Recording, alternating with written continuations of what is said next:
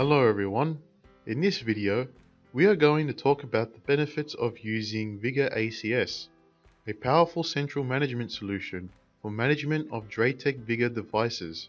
If you have many DrayTek devices deployed at different locations, it will be difficult to maintain and monitor them efficiently.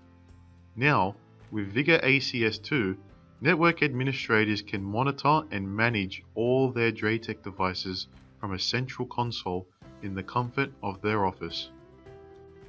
In this tutorial, we're going to show you how to register your CPE device to Vigor ACS 2.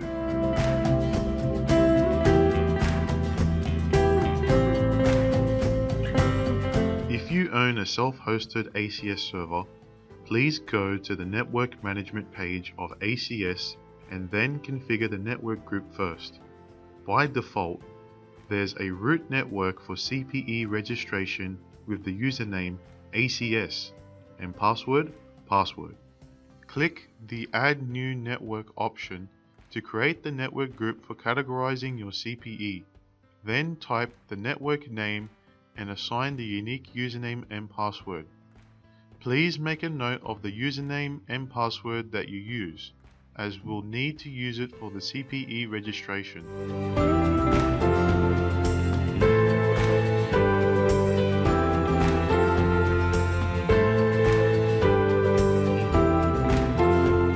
On the CPE, we need to ensure the device can be accessed by the TR069 server from the internet. Go to System Maintenance, Management page, enable the option Allow Management from the internet, and then enable the TR069 server. Then click OK to save this configuration.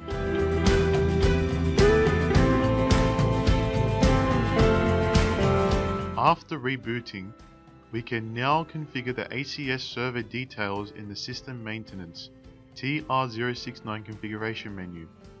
Select the interface to access the ACS server. Here, we choose the internet since our ACS server is on the cloud. Configure the ACS server address and port in the URL field. Enter the username and password for the ACS network group for TR069 authentication. You can enable HTTPS protocol if you require a secure connection. Now, enable the periodic inform interval. Click OK to save the settings. After the configuration is completed and saved, click the Test with Inform button to test communication with the Vigor ACS2 server. A green light indicates the test inform has sent to Vigor ACS2 and CPE received the reply successfully. This means that communication is now established. Vigor ACS2 uses TR069 for communication with Vigor devices. You will need to ensure that TR069 is enabled on CPE devices. After that, you will need to set up the TR069 configuration. If the CPE is behind a NAT device, you will need to enable stun settings to keep the connection between Vigor ACS2 and the Vigor device operational.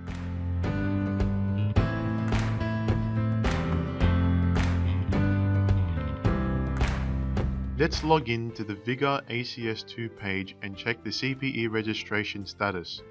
We can now see that a new CPE has joined the ACS.